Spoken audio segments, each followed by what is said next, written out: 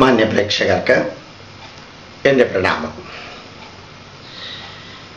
കഴിഞ്ഞ കുറേ ദിവസങ്ങളായി ഒരേ വിഷയത്തെക്കുറിച്ച് ഈ യൂട്യൂബിലൂടെ അരമണിക്കൂർ വീതം സന്ദേശങ്ങൾ അപ്ലോഡ് ചെയ്തുകൊണ്ടിരിക്കുന്നത്. അതിൻ്റെ അടിസ്ഥാനത്തിൽ അനവധി വ്യക്തികൾ, എല്ലാ മതത്തിൽപ്പെട്ടവരും എല്ലാ വിഭാഗത്തിൽപ്പെട്ടവരും വളരെ കൺസ്ട്രക്റ്റീവായിട്ടുള്ളതും അന്വേഷണാത്മകമായതുമായിട്ടുള്ള ചോദ്യങ്ങൾ ചോദിക്കാറുണ്ട്. ആ ചോദ്യങ്ങളിൽ ഒരു ഭാഗം ചോദ്യത്തിന് ഇംഗ്ലീഷിൽ ഞാൻ മറുപടി പറയുകയുണ്ടായി. എൻ്റെ വീക്ഷണത്തിലൂടെയുള്ള മറുപടി മാത്രമാണത്.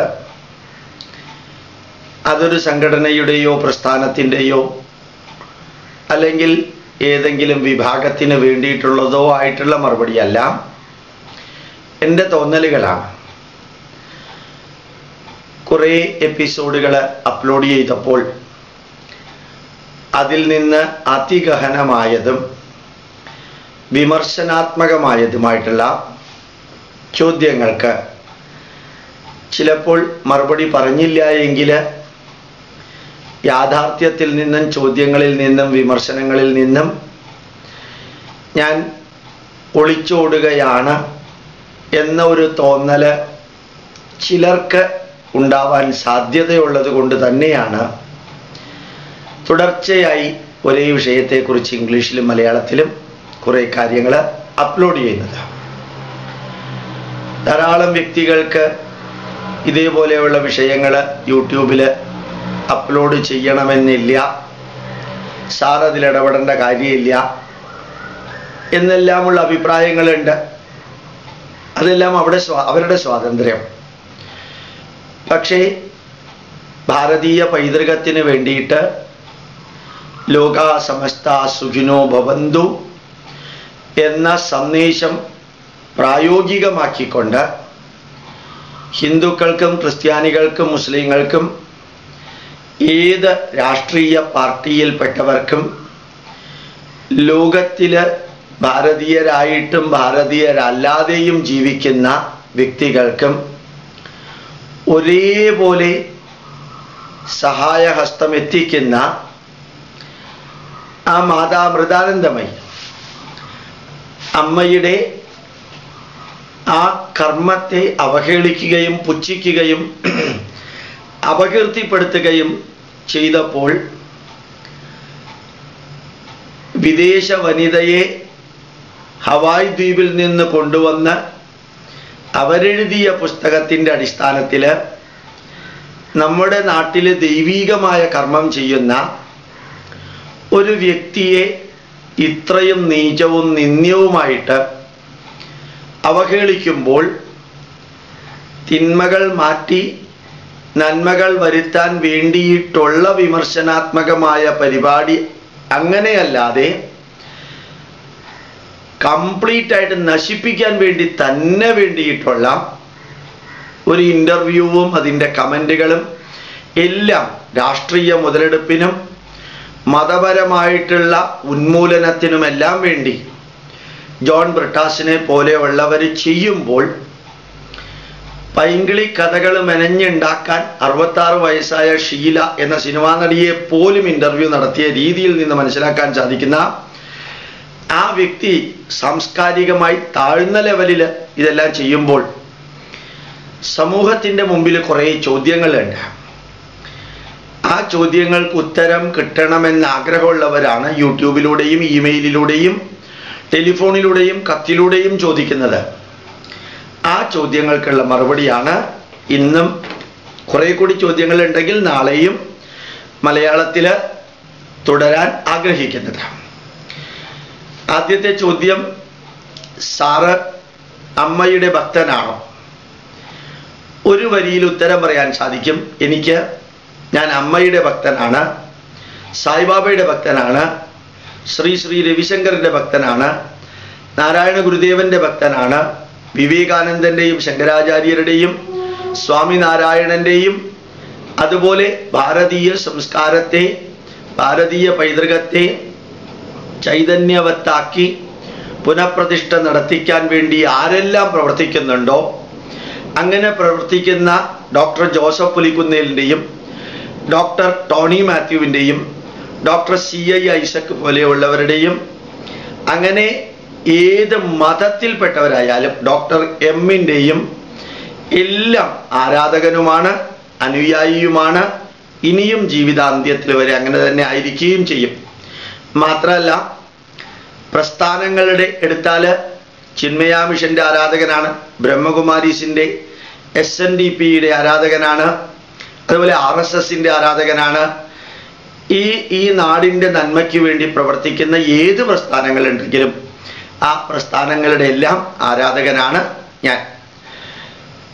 എന്തിനാണ് ഈ മീഡിയ അമ്മയെ ഇത്രയും ക്രൂശിക്കുന്നത്?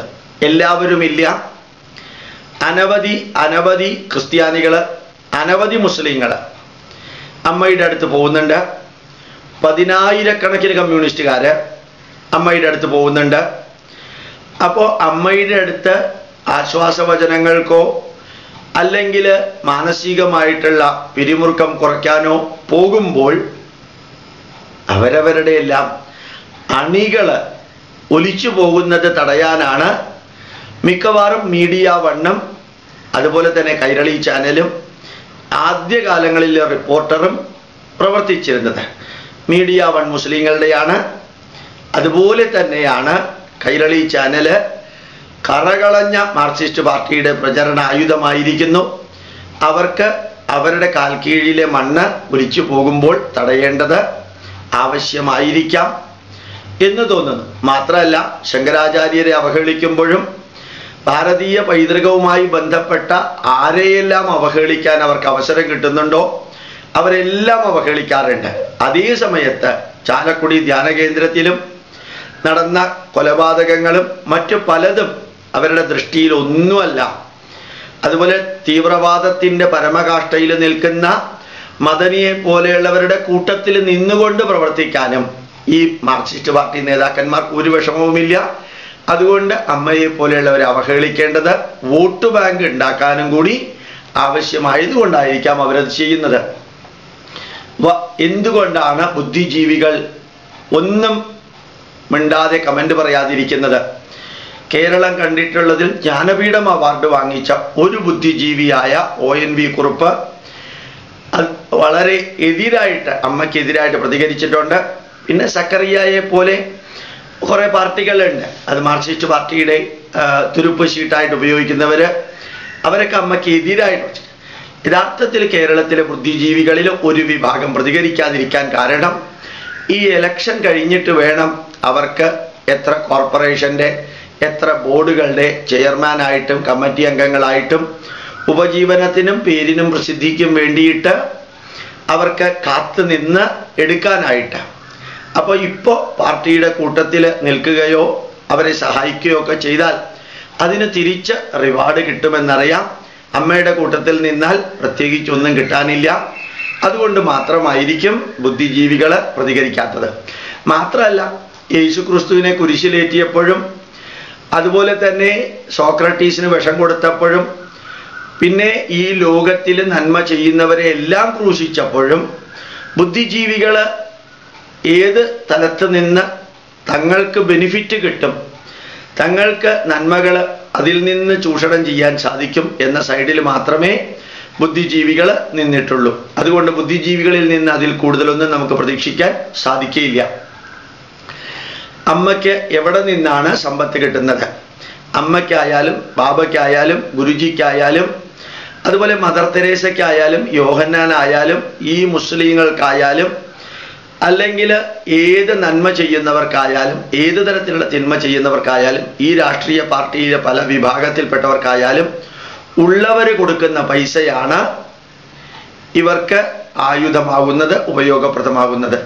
ഉള്ളവരിൽ നിന്ന് മാത്രമേ ഇവർക്ക് പൈസ കിട്ടുള്ളൂ. അത് ദേശത്ത് നിന്നും വിദേശത്ത് നിന്നും കിട്ടുന്നു. ആ പൈസ എങ്ങനെ ഉപയോഗിക്കുന്നു എന്നുള്ളതാണ് നന്മയും തിന്മയും തമ്മിൽ വേർതിരിച്ചറിയേണ്ടത്. അതിന് അക്കൗണ്ട് ഉണ്ടോ, അതിന് ഇൻകം ടാക്സിൽ ഫയൽ ചെയ്യുന്നുണ്ടോ, ഇങ്ങനെയെല്ലാമുള്ള ചോദ്യങ്ങളാണ് പ്രാധാന്യമുള്ളത്. ഇപ്പം അമ്മയ്ക്കായാലും അതുപോലെ തന്നെ സായിബാബയ്ക്കായാലും അല്ലെങ്കിൽ മദർ തെരേസയ്ക്കായാലും അവനവൻ ആവശ്യമുള്ള നോട്ട്, കറൻസി അവനവൻ അടിക്കാൻ ഗവൺമെൻറ് പെർമിഷൻ കൊടുക്കുന്നത് വരെ ഉള്ളവരിൽ നിന്ന് വാങ്ങിച്ചിട്ട് ഇല്ലാത്തവർക്ക് കൊടുക്കാനേ സാധിക്കുള്ളൂ. ഉള്ളവരിൽ നിന്ന് വാങ്ങിച്ച് ഇല്ലാത്തവർക്ക് വേണ്ടിയും ഉള്ളവർക്ക് വേണ്ടിയുമുള്ള സ്ഥാപനങ്ങൾ ഉണ്ടാക്കാൻ സാധിക്കുകയുള്ളൂ എന്ന് തിരിച്ചറിയാൻ അത്രയും വലിയ ബുദ്ധിയൊന്നും ആവശ്യമില്ല. എന്തുകൊണ്ടാണ് ക്രിസ്ത്യാനികളിൽ ധാരാളം പേര് അമ്മയ്ക്ക് എതിരായി നിൽക്കുന്നത്? അടുത്ത കാലത്ത് ഒരു തോമസ് എന്ന് പറയുന്ന ഒരാൾ ഇന്നലെ എനിക്കൊരു ഇമെയിൽ അയച്ചിരുന്നു. അമ്മയ്ക്കും സായിബാബയ്ക്കും വേണ്ടി സംസാരിക്കുന്നതിന് നിങ്ങൾക്ക് എത്ര പൈസ കിട്ടുന്നുണ്ട് എന്ന്. എനിക്കതിന് ഒരു ഉത്തരവേ ഉള്ളൂ. സ്വന്തം ഭാര്യയെയും സ്വന്തം മക്കളെയും വളർത്തുന്നത് പോലും പൈസ നോക്കിയായിട്ടുള്ള തോമസെ, സ്വന്തം അച്ഛനും അമ്മയെയും സംരക്ഷിക്കുന്നത് അവരുടെ സ്വത്തുക്കൾ കണ്ട് നടത്തുന്ന തോമസിനെ പോലെയുള്ളവർക്ക് ഏത് നന്മ ചെയ്യുന്നതും സമ്പത്തിനും അതുപോലെയുള്ള പൈസയ്ക്കും വേണ്ടിയാണെന്ന ധാരണ ഉണ്ടാവുന്നത് അയാളെ പോലെയുള്ളവരുടെ സാംസ്കാരികമായിട്ടുള്ള നിലവാരത്തിൻ്റെ അടിസ്ഥാനത്തിലാണ്. ഗോപാലകൃഷ്ണൻ ജീവിതത്തിൽ ആരുടെയെങ്കിലും അടുത്തുനിന്ന് പൈസ വാങ്ങിച്ച് ആർക്കെങ്കിലും വേണ്ടി വാദിച്ചിട്ടില്ല. വാദിക്കുന്നുണ്ടെങ്കിൽ ഒരു വ്യക്തിക്കും വേണ്ടിയല്ല, അവർ ചെയ്യുന്ന രാഷ്ട്രത്തിൻ്റെയും ധർമ്മത്തിൻ്റെയും നന്മയ്ക്ക് വേണ്ടിയിട്ടാണ് വാദിക്കാറുള്ളത്. ഇനി അത് ചോദിച്ച ചോദ്യത്തിൻ്റെ ഉത്തരം, ശരിക്ക് ധാരാളം ക്രിസ്ത്യാനികൾ, വളരെയധികം മുസ്ലിങ്ങൾ അമ്മയുടെ പെൻഷൻ പദ്ധതിയിലുണ്ട്, അമ്മ വീട് വെച്ച് കൊടുത്തിട്ടുണ്ട്, അമ്മ ജോലി മേടിച്ചു കൊടുത്തിട്ടുണ്ട്. അവർ ക്രിസ്ത്യാനികളായി തന്നെ തുടരുകയാണ്, മുസ്ലിങ്ങളായി തന്നെ തുടരുകയാണ്. അവരൊന്നും മതം മാറ്റിയിട്ടുമില്ല. പ്രാർത്ഥിക്കാനുള്ള സ്വാതന്ത്ര്യം പോലും അമ്മയുടെ സ്ഥാപനങ്ങളിൽ കൊടുത്തിട്ടുണ്ട്. അപ്പൊ അവരെയെല്ലാം തിരിച്ചു കൊണ്ടുവരികയും അല്ലെങ്കിൽ അമ്മയ്ക്കെതിരെ ആയുധമാക്കി അവരുടെ മതപരിവർത്തനത്തിന്, ക്രിസ്ത്യാനികളുടെയും മുസ്ലിങ്ങളുടെയും മതപരിവർത്തനത്തിന് ആക്കം കൂട്ടുകയും ചെയ്യേണ്ടത് അവരുടെ ആവശ്യമാണ്. അതുകൊണ്ട് അമ്മയുടെ പ്രവർത്തനം മതപരിവർത്തനത്തെ ഒരു പരിധിവരെ തടയുകയും ക്രിസ്ത്യാനികളും മുസ്ലിങ്ങളും ഹിന്ദുക്കളും ഒരേ വേദിയിൽ ഒരേ ലക്ഷ്യത്തോടു കൂടി സേവനത്തിൽ പ്രവർത്തിക്കുകയും ചെയ്യുമ്പോൾ പല ക്രിസ്ത്യാനികൾക്കും അത് ദഹിക്കുന്നില്ല. അതുകൊണ്ട് തന്നെയാണ്. പക്ഷെ ഓർമ്മിക്കുക, KV തോമസ് വളരെ ഭംഗിയായിട്ട് അമ്മയുടെ പ്രവർത്തനത്തെ, എറണാകുളത്തെ പ്രതിഷേധ റാലി അമ്മയുടെ പ്രവർത്തകർ നടത്തിയപ്പോൾ KV തോമസ് അതിഗംഭീരമായിട്ട് അമ്മയുടെ കൂടെ നിൽക്കുകയുണ്ടായി. AK ആന്റണി അസന്നിഗ്ധമായിട്ട് അമ്മയ്ക്ക് സപ്പോർട്ടും മോറലായിട്ടുള്ള പ്രവർത്തനത്തിനുള്ള അഭിനന്ദനങ്ങളും അമ്മയുടെ പ്രവർത്തകർക്ക് നൽകുകയുണ്ടായി. പത്തനംതിട്ട ബിഷപ്പാണ് കൊല്ലത്ത് അമ്മയുടെ പ്രവർത്തകർ നടത്തിയ ഒരു വലിയ പ്രതിഷേധ റാലിയിൽ, കൈരളി TVക്കും ബ്രിട്ടാസിനും എതിരെ നടത്തിയ പ്രതിഷേധ റാലിയിൽ മുഖ്യ പ്രഭാഷണം നടത്തിയത് പത്തനംതിട്ട ബിഷപ്പാണ്. ധാരാളം ക്രിസ്ത്യാനികൾ, ധാരാളം ബിഷപ്പുമാര്, അച്ഛന്മാര് അമ്മയ്ക്ക് അനുഭവിക്കേണ്ടി വരുന്ന ഈ വേദനയുടെ കൂട്ടത്തിൽ നിന്ന് അമ്മയുടെ പ്രവർത്തകർക്ക് അനുമോദനങ്ങളും അഭിനന്ദനങ്ങളും ആത്മവിശ്വാസപരമായിട്ടുള്ള പ്രവർത്തനങ്ങളും ചെയ്തിട്ടുണ്ട് എന്നുള്ളത് ഒരു കാരണവശാലും മറക്കാൻ സാധിക്കില്ല. എല്ലാ ക്രിസ്ത്യാനികളും അമ്മയ്ക്കെതിരല്ല. ധാരാളം മെത്രാൻ തിരുമേനി, വലിയ മെത്രാൻ തിരുമേനിയൊക്കെ അമ്മയുടെ ജന്മദിനത്തിന് ഒരു ഫുൾ ഡേ വള്ളിക്കാവിൽ ഉണ്ടായിരുന്നു എന്നുള്ളത് നിങ്ങൾക്കറിയാവുന്നതാണ്. എന്തുകൊണ്ടാണ് മീഡിയ 1 ചാനൽ അമ്മയ്ക്കെതിരെ ടാർഗറ്റ് ചെയ്യുന്നത്? 4 മാസം മുമ്പ് ഒരു അമേരിക്കക്കാരി പബ്ലിഷ് ചെയ്ത ഒരു പുസ്തകം, അത് ലോകത്തിലെ ആരും അതിന് വില വെച്ചിട്ടില്ല. ആ പുസ്തകത്തിൻ്റെ അടിസ്ഥാനത്തിൽ മീഡിയ 1ന് സെൻസേഷണലായിട്ടുള്ള കുറേ ന്യൂസ് ഉണ്ടാക്കല് അവരുടെ ജീവിതത്തിൻ്റെ ഭാഗമാണ്, നിലനിൽപ്പിൻ്റെ ഭാഗമാണ്. ഈ മലപ്പുറത്തും കോഴിക്കോടും കണ്ണൂരും എറണാകുളത്തും ഒക്കെ അമ്മയുടെ പരിപാടി നടക്കുമ്പോൾ ഓപ്പണായിട്ട് മുസ്ലിം സ്ത്രീകൾ അതിനെ സപ്പോർട്ട് ചെയ്യുകയും മാത്രമല്ല വളരെ ഭംഗിയായിട്ട് പന്തൽ സ്പോൺസർ ചെയ്യുകയും കസേര സ്പോൺസർ ചെയ്യുകയും ഭക്ഷണം സ്പോൺസർ ചെയ്യുകയും എല്ലാം ചെയ്ത് മുസ്ലിം സ്ത്രീകളാണ്. അത് പബ്ലിക്കായിട്ടാണ്, കോൺഫിഡൻഷ്യലായിട്ടൊന്നുമല്ല. അങ്ങനെ സംഭവിക്കുമ്പോൾ ഞാൻ നേരത്തെ പറഞ്ഞതുപോലെ അവനവൻ്റെ മതത്തിൽപ്പെട്ടവർ തന്നെ അമ്മയുടെ മഹായജ്ഞത്തിൽ പങ്കെടുക്കുമ്പോൾ അതിൻ്റെ പരിണത ഫലം എന്താണെന്ന് ഒരുപക്ഷെ മീഡിയ വണ്ണിന് കുറച്ച് ഭയം തോന്നുന്നത് കൊണ്ടാവാം ഏതെങ്കിലും ഒരു കാരണം പറഞ്ഞ് നന്മ ചെയ്യുന്നവരെ ടാർണിഷ് ചെയ്യാനുള്ള അവരുടെ ഈ പ്രവൃത്തി അവര് ഏറ്റെടുത്തത്. ഒരു കേരളത്തിലെ സന്യാസിയും അമ്മയെ വളരെ നിശിതമായിട്ട് വിമർശിക്കുകയുണ്ടായി. വളരെ വളരെ സ്വാഭാവികമാണ് ആ സന്യാസി അങ്ങനെ വിമർശിച്ചത്. അദ്ദേഹത്തിൻ്റെ പൂർവാശ്രമം വളരെ പക്ക ഇടതുപക്ഷത്തിന് വേണ്ടി ജീവിച്ചിരുന്ന വ്യക്തിയാണ്. അദ്ദേഹം അതിഗംഭീരമായിട്ട് കേരള ജനതയ്ക്ക് ഒരു അനുഗ്രഹം കൊടുക്കുകയുണ്ടായി. ഭഗവത്ഗീത 108 ദിവസം എറണാകുളം TDM ഹാളില് ഗംഭീര പ്രഭാഷണം നടത്തി. ഭഗവത്ഗീതയെക്കുറിച്ചും ഭാരതീയ പൈതൃകത്തെക്കുറിച്ചും നല്ല ബുദ്ധിക്കും യുക്തിക്കും ശാസ്ത്രത്തിന് നിരക്കുന്ന വിധത്തിലുള്ള വിവരണങ്ങൾ അദ്ദേഹം നൽകി. കേരള ജനത എല്ലാ പത്രങ്ങളും 2 കയ്യും നീട്ടി അത് സ്വീകരിച്ചു. ഒരു പക്ഷേ കേരള ജനതയുടെ മനസ്സിൽ ഇത്രയും ശാസ്ത്രബോധമുണ്ടാക്കാൻ സാധിച്ച മറ്റൊരു സന്യാസി ഉണ്ടെന്ന് എനിക്ക് തോന്നണില്ല. തുടക്കത്തിൽ അദ്ദേഹം ആ കർമ്മം ചെയ്തപ്പോൾ കേരള ജനത അദ്ദേഹത്തിനെ വളരെ നന്നായിട്ട് സപ്പോർട്ട് ചെയ്തു. ക്യൂ നിന്ന് ലക്ഷക്കണക്കിന് രൂപ ദക്ഷിണയായിട്ട് കൊടുത്തു. ആ ദക്ഷിണ കൊണ്ട് തന്നെ അദ്ദേഹം നല്ല എയർ കണ്ടീഷൻ ചെയ്ത ആശ്രമം, അത്യന്ത ആധുനിക ആശ്രമം ഉണ്ടാക്കി. APJ അബ്ദുൽ കലാം ഉൾപ്പെടെ പലരും ആശ്രമത്തിൽ വന്നു. ധാരാളം ബിഷപ്പുമാരും മൗലവിമാരും ആശ്രമത്തിൽ വന്നു. അദ്ദേഹം കൈലാസ യാത്രകൾ നടത്തുന്നു, പല പല കാര്യങ്ങൾ നടത്തുന്നു. ധാരാളം സാമ്പത്തികമായിട്ട് അതിൽ നിന്ന് ഭക്തജനങ്ങൾ കൊടുക്കുന്നുണ്ട്. അദ്ദേഹം തന്നെ കുറേ കുട്ടികളെ ഹരിദ്വാറിലേക്ക് തീർത്ഥാടനത്തിനായിട്ട് കൊണ്ടുപോവുകയുണ്ടായി. പോയ കുട്ടികളുടെ അത്രയും തന്നെ എണ്ണം കുട്ടികൾ തിരിച്ചു വന്നില്ല. നഷ്ടമുണ്ടായത് ദേശാഭിമാനിയിലെ പ്രഗത്ഭനായ പത്രാധിപർക്കാണ് തൻ്റെ മകനെ നഷ്ടപ്പെട്ടത്. ഇങ്ങനെയുള്ള ധാരാളം നല്ല കാര്യങ്ങൾ ചെയ്യുമ്പോൾ ആ സന്യാസിയെയും നാളെ ബ്രിട്ടാസ് ഒരു ഇന്റർവ്യൂ നടത്താതിരുന്നു എന്ന് വരില്ല. ആ സന്യാസിയെയും ചിലപ്പോൾ ബ്രിട്ടാസ് ഒരു ഇന്റർവ്യൂ നടത്തുകയാണെങ്കിൽ അമ്മ ചെയ്യുന്ന നന്മകൾക്കകത്ത് തിന്മ കാണാൻ ബ്രിട്ടാസിന് സാധിച്ചു എങ്കിൽ ഈ സ്വാമി ചെയ്യുന്ന നന്മകൾക്കകത്തും ബ്രിട്ടാസിന് ചിലപ്പോൾ തിന്മകൾ കാണാൻ സാധിക്കും. അത് ഒഴിവാക്കാൻ ഒരു പക്ഷേ ബ്രിട്ടാസിൻ്റെ കൂട്ടത്തിൽ നിൽക്കുന്നത് നന്നായിരിക്കും എന്ന് സ്വാമിക്ക് തോന്നിയിട്ടുണ്ടാവും. മാത്രമല്ല, ഇപ്പോൾ ആശ്രമത്തിൻ്റെ സാമ്പത്തികമായിട്ടുള്ള നില അത്രയും ഭദ്രമല്ല എന്ന് അവിടെയുള്ള സ്വാമിയുടെ കൂട്ടത്തിലുള്ളവർ പറയുകയുണ്ടായി.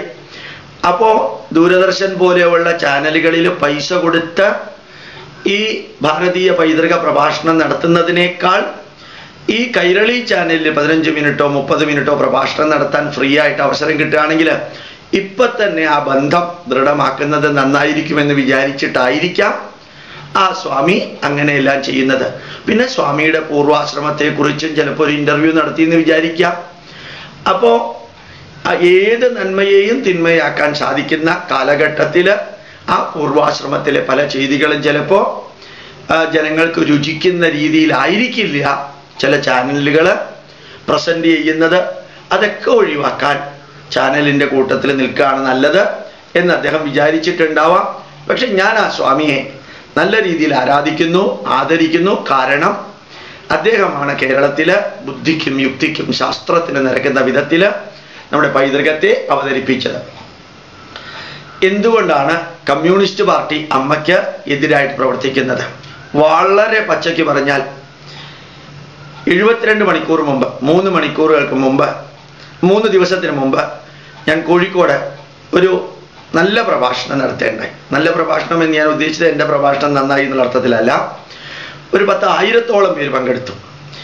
ആ 1000-ഓളം പേര് പങ്കെടുത്ത ആ പ്രഭാഷണത്തിൽ പങ്കെടുത്തതിൽ ഭൂരിഭാഗവും കമ്മ്യൂണിസ്റ്റുകാരായിരുന്നു. സംഘടിപ്പിച്ചത് കറകളഞ്ഞ കമ്മ്യൂണിസ്റ്റ് പാർട്ടി ഈ പ്രവർത്തകരുടെ മക്കളായിരുന്നു.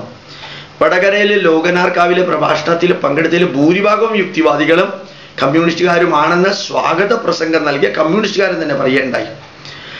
അപ്പോൾ നമ്മളെവിടെ പോകുമ്പോൾ, എന്നെപ്പോലൊരു സാധാരണക്കാരൻ പ്രഭാഷണത്തിന് പോകുമ്പോൾ പോലും ഇത്രയും ഇടതുപക്ഷക്കാര് ഈ പ്രഭാഷണം കേൾക്കാൻ വരികയും അഭിനന്ദിച്ച് തിരിച്ചു പോവുകയും ചെയ്തു.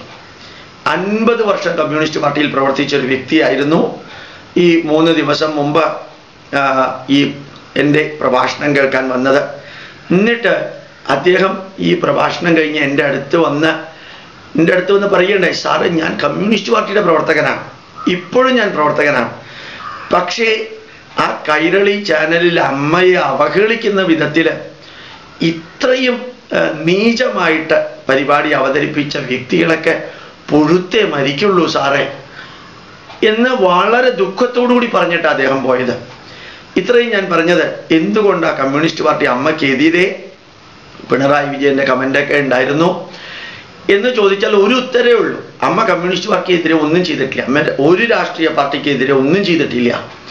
പക്ഷേ ഈ രാഷ്ട്രീയ പാർട്ടിയിൽ പ്രവർത്തിക്കുന്ന ധാരാളം പേര് അമ്മയുടെ അടുത്ത് വന്നു കഴിഞ്ഞാൽ ഒരു പക്ഷെ ആ പാർട്ടിയുടെ നിലനിൽപ്പ് തന്നെ ചിലപ്പോൾ പ്രശ്നമാകും.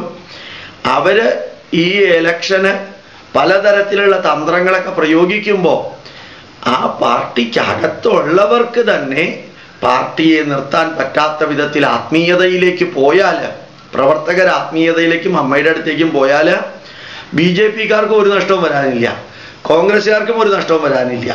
പക്ഷെ നഷ്ടം വരുന്നത് പലപ്പോഴും കമ്മ്യൂണിസ്റ്റ് പാർട്ടിക്കായിരിക്കും. അതുകൊണ്ടായിരിക്കാം അവര് അമ്മയ്ക്ക് എതിരെ പ്രവർത്തിക്കുന്നത്.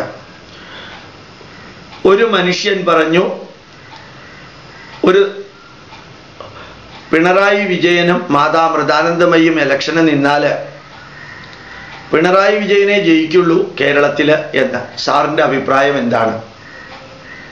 ഞാൻ എന്നും പറയാറുള്ളത്, പിണറായി വിജയനും അല്ലെങ്കിൽ സോക്രട്ടീസും എബ്രഹാം ലിങ്കണും ആരായാലും പിണറായി വിജയനെതിരെ യേശുക്രിസ്തു നിന്നാൽ പോലും പിണറായി വിജയനെ ജയിക്കുള്ളൂ.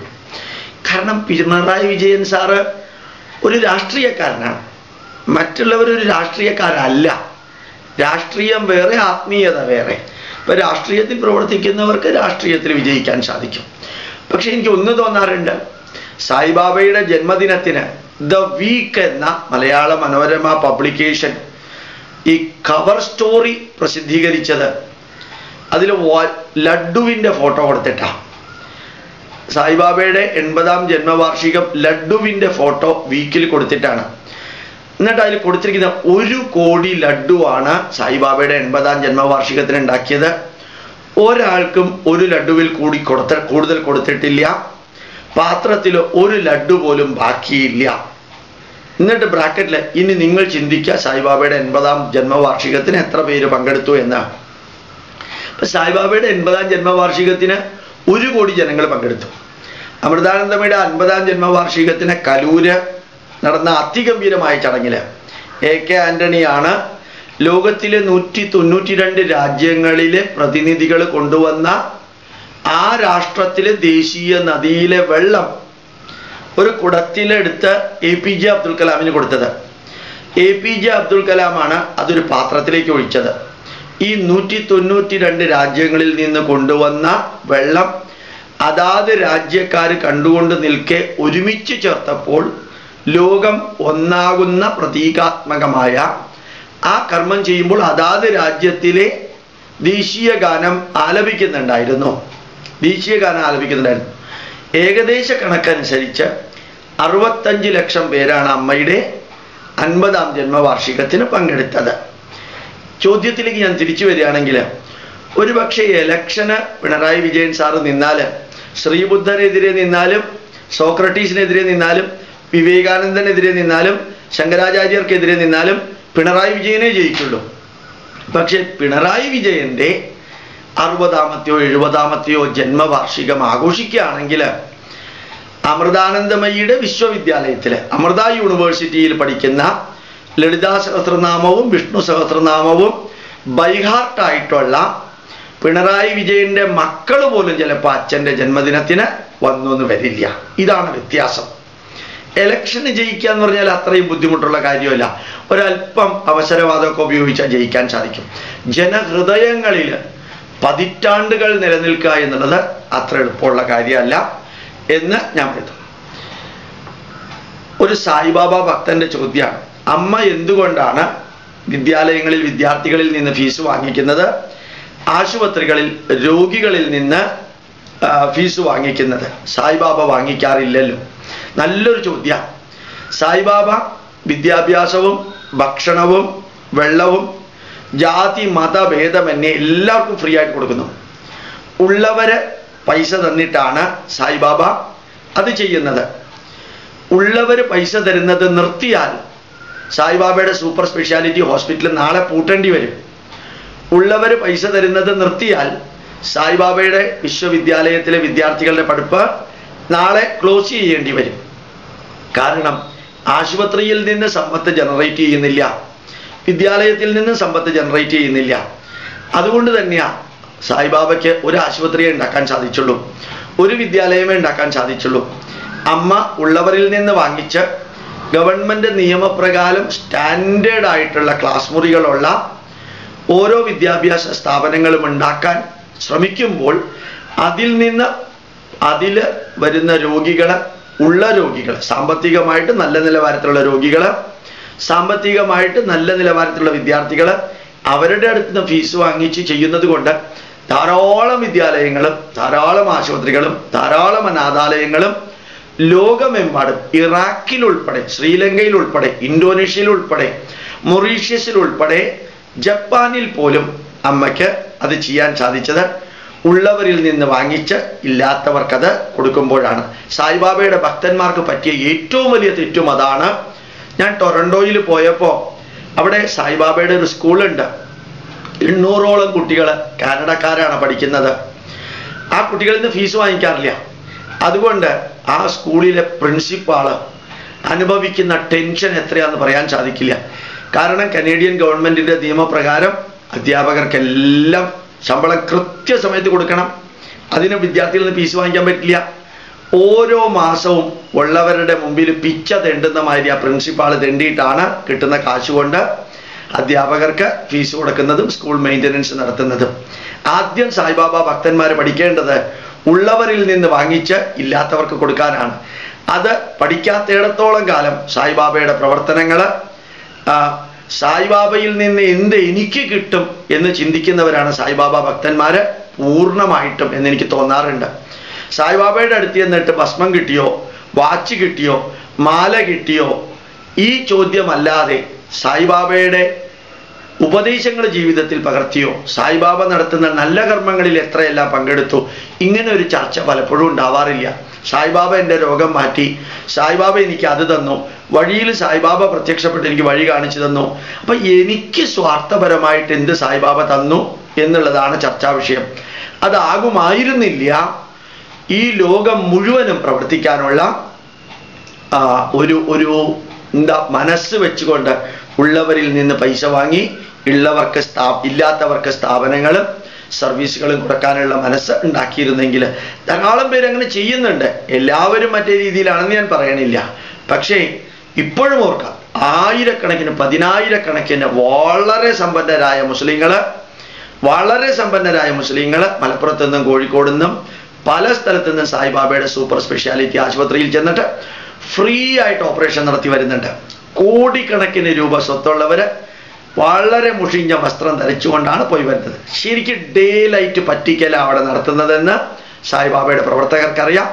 പക്ഷെ സായിബാബ പറഞ്ഞ ഒരു സന്ദേശത്തിൽ കുരുങ്ങി നിന്ന് അവര് ആ പ്രവർത്തനം ചെയ്തു. ഒന്ന് ആലോചിച്ച് നോക്കാം, സായിബാബയുടെ സൂപ്പർ സ്പെഷ്യാലിറ്റി ആശുപത്രി ഉണ്ടാക്കിയതും പൈസ മറ്റുള്ളവരിൽ നിന്ന് വാങ്ങിച്ചിട്ട് തന്നെയാണ്. അല്ലാതെ സായിബാബയ്ക്ക് തന്നെത്താനെ നോട്ടടിക്കാനുള്ള സ്വാതന്ത്ര്യമൊന്നുമില്ലല്ലോ. അപ്പോൾ ഉള്ളവരിൽ നിന്ന് വാങ്ങിച്ചിട്ടാണല്ലോ ആശുപത്രി ഉണ്ടാക്കിയതും യൂണിവേഴ്സിറ്റി ഉണ്ടാക്കിയതും പ്രശാന്തി നിലയം ഉണ്ടാക്കിയതൊക്കെ. അപ്പോൾ പിന്നെ വിദ്യാർത്ഥികളിൽ നിന്ന് ഫീസ് വാങ്ങിച്ചാൽ എന്താ കുഴപ്പം, ഉള്ള രോഗികളിൽ നിന്ന് ഫീസ് വാങ്ങിച്ചാൽ എന്താ കുഴപ്പം എന്ന് സായിബാബയുടെ ഭക്തന്മാർ തിരിച്ചറിയേണ്ട കാലം വളരെ വൈകിയിരിക്കുന്നു എന്ന് ഞാൻ പറയാൻ ആഗ്രഹിക്കുന്നു. അമ്മയുടെ ഏറ്റവും വലിയ നേട്ടം എന്താണ്? അമ്മയ്ക്ക് ഒത്തിരി നേട്ടമുണ്ടെന്നാണ് എനിക്ക് തോന്നുന്നത്. ഞാൻ അമ്മയുടെ ഭക്തനൊന്നുമല്ല. ഞാൻ അവിടെ പോയിട്ട് ഇരിക്കാറുമില്ല, ഭജനയ്ക്ക് ഇരിക്കാറുമില്ല, അമ്മയുടെ മുമ്പിലോട്ട് നമസ്കരിക്കാറുമില്ല. പക്ഷേ ഷിക്കാഗോയിലും മിഷിഗണിലും പോയപ്പോഴും കൈമനത്ത് ഒരു 5-6 വർഷങ്ങൾക്ക് മുമ്പ് അമ്മ വന്നപ്പോഴും ഞാൻ അമ്മയെ പരിചയപ്പെടുത്തേണ്ടായി. അത് അങ്ങനെ ഒരു ഭാഗ്യം എനിക്ക് കിട്ടി. അല്ലാതെ ഞാൻ വേറെ ഒന്നിനും വേണ്ടിയിട്ട് പോകാറില്ല എന്ന് ഞാൻ പറയാൻ കാരണം അമ്മയുടെ ഒരു ഏജന്റ് അല്ല ഞാൻ. അമ്മ പറയുന്ന നല്ല കർമ്മങ്ങൾ ഒത്തിരി എൻ്റെ പ്രഭാഷണങ്ങളിൽ കോട്ട് ചെയ്യാറുണ്ട്. അമ്മ എന്നോട് പറഞ്ഞിട്ടുമുണ്ട് മോൻ എൻ്റെ അടുത്തേക്ക് വരണ്ടാന്ന്. അതുകൊണ്ട് തന്നെ ഞാൻ പോവാറുമില്ല. അമ്മയുടെ ഏറ്റവും വലിയ അച്ചീവ്മെന്റ് എന്ന് പറയുന്നത് രാജാറാം മോഹൻ റായ് ബനാറസ് ഹിന്ദു യൂണിവേഴ്സിറ്റി സ്ഥാപിച്ചു. അദ്ദേഹം വളരെ റിച്ച് ആയിരുന്നു, ഗവൺമെന്റിൽ സ്വാധീനം ഉണ്ടായിരുന്നു. അതുപോലെ രവീന്ദ്രനാഥ ടാഗോർ അതിഗംഭീരമായിട്ടുള്ള വിശ്വഭാരതി യൂണിവേഴ്സിറ്റി സ്ഥാപിച്ചു നെഹ്റുവിന്റെ സപ്പോർട്ടോടുകൂടി. പക്ഷേ 3ാം ക്ലാസ് മാത്രം പഠിച്ച അമ്മ അമൃത വിശ്വവിദ്യാലയം ഉണ്ടാക്കി. ലോകത്തിൽ എത്രയാ വിദ്യാർത്ഥികൾ അവിടെ വന്ന് പഠിക്കുന്നത് എന്ന് ഈ കോയമ്പത്തൂരുള്ള വിശ്വവിദ്യാലയത്തിൽ ക്ലാസ് എടുക്കാൻ പോകാറുള്ള എനിക്ക് നേരിട്ട് കണ്ടറിയാൻ സാധിച്ചു. ഒരു 3ാം ക്ലാസ് പഠിച്ച മുക്കുവ വംശത്തില് മുക്കുവ കുടിലിൽ ജനിച്ച ഒരു സ്ത്രീക്ക് ഒരു യൂണിവേഴ്സിറ്റി ഉണ്ടാക്കാൻ സാധിച്ചു എങ്കിൽ അത് ലോകത്തിലെ ഒരിക്കലും സംഭവിക്കാത്ത ഒരു സംഭവമാണ്. റോക്ക്ഫെല്ലറും അതുപോലെ ധാരാളം പണക്കാരും ധാരാളം വിദ്യാഭ്യാസമുള്ളവരും രാജാറാം മോഹൻ റായിയെ പോലെയുള്ളവരും രവീന്ദ്രനാഥ ടാഗോറിനെ പോലെയുള്ളവരൊക്കെ സമ്പന്നരായിരുന്നു. അവർക്ക് യൂണിവേഴ്സിറ്റി ഉണ്ടാക്കാൻ സാധിച്ചു എന്നുള്ളത് അത്ഭുതകരമായ കാര്യമല്ല. ഗവൺമെന്റ് സഹായത്തോടെ ഗവൺമെന്റിൽ നിന്ന് ഒറ്റ പൈസ പോലും വാങ്ങിക്കാതെ അമ്മയ്ക്ക് ഒരു യൂണിവേഴ്സിറ്റി ഉണ്ടാക്കാൻ സാധിച്ചു. ഒന്നാമത്തെ നേട്ടം. രണ്ടാമത്തെ നേട്ടം 100 കണക്കിന് സ്കൂളുകളും കോളേജുകളും അമ്മയ്ക്ക് സ്ഥാപിക്കാൻ സാധിച്ചു. മൂന്നാമത്തെ നേട്ടം 10,000 കണക്കിന് അനാഥർക്കും ആലംബഹീനർക്കും മാനസിക രോഗികൾക്കും അമ്മ ജോലി കൊടുക്കുകയും പെൻഷൻ കൊടുക്കുകയും ലക്ഷക്കണക്കിന് വ്യക്തികൾക്ക് പെൻഷൻ കൊടുക്കുകയും എല്ലാ രാജ്യത്തിലും എല്ലാ മതത്തിലുള്ളവർക്കും വീട് വെച്ച് കൊടുക്കുകയും സുനാമിയും ഭൂമി കുലുക്കവും ഉണ്ടായപ്പോൾ ഒരു പ്രസിദ്ധിക്ക് നിൽക്കാതെ സഹായിക്കുകയും ചെയ്തു. അതിനേക്കാൾ വലിയ ഒരു കാര്യം എന്ന് പറയുന്നത് AK Antony Indian border security ഫോഴ്സിൽ നിരന്തരം തണുപ്പത്തും മറ്റും നിന്ന് ഭയങ്കര ടെൻഷൻ അനുഭവിക്കുന്ന പട്ടാളക്കാർക്ക് മെഡിറ്റേഷൻ, മാനസികമായിട്ടുള്ള ഉല്ലാസത്തിന് വേണ്ടിയിട്ടുള്ള കുറേ ധ്യാന മാർഗങ്ങൾ പ്രചരിപ്പിക്കാൻ ഉള്ള ഒരു ഉത്തരവാദിത്വം കുറേ ആശ്രമങ്ങൾ ചേർന്ന് നടത്തണമെന്ന് അഭ്യർത്ഥിച്ചു. പല ആശ്രമക്കാരും 6 ലക്ഷം 10 ലക്ഷം 20 ലക്ഷം 30 ലക്ഷം രൂപ ആ പ്രോജക്റ്റിന് വേണമെന്ന് പറഞ്ഞപ്പോൾ അമൃതാനന്ദമയി മാത്രമാണ് പറഞ്ഞത്, ഒരു പൈസയും വേണ്ട മക്കളെ, ഇന്ത്യയെ സംരക്ഷിക്കുന്ന പട്ടാളക്കാർക്ക് മാനസികമായ പിരിമുറുക്കം ഇല്ലാതെയാക്കാൻ ഒരവസരം കിട്ടുകയാണെങ്കിൽ ഇവിടെ നിന്ന് സന്യാസിമാരെ അയക്കാന്ന് പറഞ്ഞ് 300 സന്യാസിമാരെ അയച്ചിട്ടാണ് ഇന്ത്യ പാകിസ്ഥാൻ ബോർഡറിലുള്ളവരും ഇന്ത്യ ചൈന ബോർഡറിലുള്ളതുമായ സെക്യൂരിറ്റിക്കാർക്ക്, ബോർഡർ സെക്യൂരിറ്റി ഫോഴ്സിനും മിലിറ്ററിക്കാർക്കും ശാന്തമായ ധ്യാന പരിപാടികൾ പറഞ്ഞു കൊടുത്തത്. ഒരുപക്ഷെ അതിനെ അവഹേളിക്കുന്നവരുണ്ടാവും. പട്ടാളക്കാർ ധ്യാനം ചെയ്തുകൊണ്ടിരുന്നാൽ മതിയോ എന്ന് ചോദിക്കുന്നവരുണ്ടാവും. പട്ടാളക്കാർ ധ്യാനം പഠിപ്പിച്ചത് വെടിവെക്കാതിരിക്കാനല്ല, അവരുടെ പിരിമുറുക്കവും അവരുടെ കുടുംബത്തിന് തകർച്ചയും അവർ പരസ്പരം ഫൈറ്റ് ചെയ്യുന്നതും ഒഴിവാക്കാൻ വേണ്ടിയായിരുന്നു എന്ന് കൂടി തിരിച്ചറിയുമ്പോഴാണ് അതിനൊരു പബ്ലിസിറ്റിയും കൊടുത്തില്ല. ഹിന്ദു ന്യൂസ് പേപ്പർ മാത്രമാണ് കുറച്ച് നെഗറ്റീവായിട്ടൊരു പബ്ലിസിറ്റിയും ഇന്ത്യൻ എക്സ്പ്രസ് അസാധാരണമാം വിധത്തിൽ പോസിറ്റീവായിട്ടും ഒരു പബ്ലിസിറ്റി കൊടുത്തത്. ബാക്കി ഒരു പത്രവും ഒരു മീഡിയയും ഒന്നും ചെയ്തില്ല, ബ്രിട്ടാസ് ഉൾപ്പെടെ എന്ന് ഓർക്കാം. ഇന്ത്യൻ പട്ടാളക്കാർക്ക് വേണ്ടി ഒരു പൈസ പോലും വാങ്ങിക്കാതെ ഇത്രയും കാലം, ഇപ്പോഴും കുറേ സന്യാസിമാർ ബോർഡറിലുണ്ട്, ഇവർക്ക് മാനസികമായിട്ടുള്ള പിരിമുറുക്കം ഇല്ലാതെയാക്കാൻ വേണ്ടി. അതും അമ്മയുടെ ഏറ്റവും വലിയൊരു അച്ചീവ്മെന്റ് ആണ് എന്ന് എനിക്ക് തോന്നാറുണ്ട്. അമ്മ ക്രിസ്ത്യാനികളെയും മുസ്ലിങ്ങളെയും മതപരിവർത്തനം നടത്തുന്നുണ്ടോ? ഇതുവരെ അമ്മ ഹിന്ദു എന്ന വാക്ക് ഉപയോഗിച്ചതായിട്ട് ഞാൻ കേട്ടിട്ടില്ല. മക്കളെ ഇങ്ങോട്ട് മതം പരിവർത്തനം ചെയ്ത് വരണം എന്ന് അമ്മ പറഞ്ഞിട്ടുമില്ല. അതുകൊണ്ട് തന്നെ അമേരിക്കയിലും മറ്റ് രാജ്യങ്ങളിലും അമ്മയെ സ്വതന്ത്രമായിട്ട് സ്വീകരിക്കുന്നതും അമ്മ ആ ദേശങ്ങളിൽ പോകുമ്പോൾ അവിടുത്തെ നാട്ടുകാര് പല പല സാധനങ്ങൾ ഉണ്ടാക്കി അവിടെ വിൽക്കുന്നുണ്ടാവും. അതിലെ പൈസ കൊണ്ട് അമ്മ സോഷ്യൽ സർവീസ് ചെയ്യാൻ. അക്കൂട്ടത്തിൽ യേശു ക്രിസ്തുവിൻ്റെ പടം ധാരാളമായിട്ട് മിഷിഗണിൽ ഞാൻ കണ്ടു, ഷിക്കാഗോയിൽ ഞാൻ കണ്ടു. കൊട്ടക്കണക്കിന് കുരിശുണ്ടാക്കിയിട്ട് അമ്മയുടെ സെയിൽസ് കൗണ്ടറിൽ വെച്ചിരിക്കുന്നത് ഞാൻ കണ്ടിട്ടുണ്ട്. അമേരിക്കൻ പത്രക്കാർ അമ്മയോട് ചോദിക്കുകയും ചെയ്തു, അമ്മ മതപരിവർത്തനത്തിനാണോ ഇവിടെ വരുന്നത്? അമ്മ അതിന് ഉത്തരവും കൊടുത്തു, മനപരിവർത്തനത്തിനാണ് മക്കളെ അമ്മ വരുന്നത്, മതപരിവർത്തനത്തിനല്ല എന്നമ്മ വളരെ വ്യക്തമായ ഭാഷയിൽ കൊടുക്കേണ്ടായി. അമ്മ എപ്പോഴും ഹിന്ദു ധർമ്മത്തെക്കുറിച്ചാണ് സംസാരിക്കുന്നത്. ഇത് ശരിയാണോ? അമ്മ ഹിന്ദു ധർമ്മത്തെക്കുറിച്ച് സംസാരിക്കുന്നില്ല. അമ്മ ഭാരതീയമായ കഥകളാണ് പറയുന്നത്, ഭാരതീയമായ അനുഭവങ്ങളാണ് പറയുന്നത്. ഭാരതീയ സംസ്കാരത്തിൽ വളർന്ന വ്യക്തിക്ക് ഭാരതീയമായ സംസ്കാരത്തെക്കുറിച്ചല്ലേ കൂടുതൽ പറയാൻ സാധിക്കുള്ളൂ. കാശ്മീരിൽ ജനിച്ച വ്യക്തിക്ക് കാശ്മീരിനെ കുറിച്ചിട്ടായിരിക്കും കൂടുതൽ പറയാൻ സാധിക്കുക. അമേരിക്കയിൽ ജനിച്ച വ്യക്തിക്ക് അമേരിക്കയെ കുറിച്ചായിരിക്കും പറയാൻ സാധിക്കുക. അപ്പോൾ ഒരു മുക്കുവ സ്ത്രീയായി ജനിച്ച അമ്മയ്ക്ക് ഈ നാടിൻ്റെയും അമ്മയുടെയും പൈതൃകം അമ്മയുടെ തരത്തിലുള്ള ഭാഷയിലേ പറയാൻ സാധിക്കുള്ളൂ. അതുകൊണ്ട് അമ്മ അങ്ങനെ ചെയ്യുന്നത് ശരിയാണെന്നാണ് എൻ്റെ വീക്ഷണം. പിന്നെ മാറിയൊരു വീക്ഷണം ഉണ്ടാവുകയാണെങ്കിൽ അമ്മയെ കണ്ട് അത് പറയാനും നിങ്ങൾക്ക് സ്വാതന്ത്ര്യമുണ്ട്. അമ്മ രോഗികളുടെ വേദന സ്വന്തം ശരീരത്തിലെടുക്കാറുണ്ടോ? ഞാൻ നിങ്ങളെ ആശ്വസിപ്പിക്കുന്നുണ്ടെങ്കിൽ, ഞാൻ ആർക്കെങ്കിലും ഭക്ഷണം കൊടുക്കുന്നുണ്ടെങ്കിൽ, ഞാൻ ആരെയെങ്കിലും തലോടുന്നുണ്ടെങ്കിൽ, ഞാൻ ആർക്കെങ്കിലും മരുന്ന് കൊടുക്കുന്നുണ്ടെങ്കിൽ, ഞാൻ ആർക്കെങ്കിലും ഉപദേശം കൊടുക്കുന്നുണ്ടെങ്കിൽ അത് അവരുടെ ദുഃഖം കുറയ്ക്കാനാണ്. അവരുടെ ദുഃഖം ഞാൻ കുറയ്ക്കുമ്പോൾ ആ ദുഃഖത്തിൻ്റെ ഒരു ഭാഗം ഞാൻ എടുക്കുന്നു എന്നുള്ളത് തന്നെയാണ് അതിൻ്റെ അർത്ഥം എന്ന് ഓർമ്മിക്കാം. എന്തുകൊണ്ടാണ് മോഡി ഒന്നും പറയാത്തത്? മോഡിക്ക് എന്തെല്ലാം അമ്മയെക്കുറിച്ച് പറയാനുണ്ടായിരുന്നോ അത് അമ്മയുടെ 60ാം ജന്മവാർഷികത്തിന് അവിടെ വള്ളിക്കാവിൽ വന്ന് അദ്ദേഹം പറയുകയുണ്ടായല്ലോ. ഇനിയും കുറേ ചോദ്യങ്ങളുണ്ട്, അത് നാളെ വിവരിക്കാം. 30 മിനിറ്റാണ് എൻ്റെ ക്യാമറയിൽ എനിക്ക് ഒരു സെറ്റായിട്ട് റെക്കോർഡ് ചെയ്യാൻ സാധിക്കുന്നത്. 30 മിനിറ്റ് കഴിഞ്ഞു. പ്രണാമം.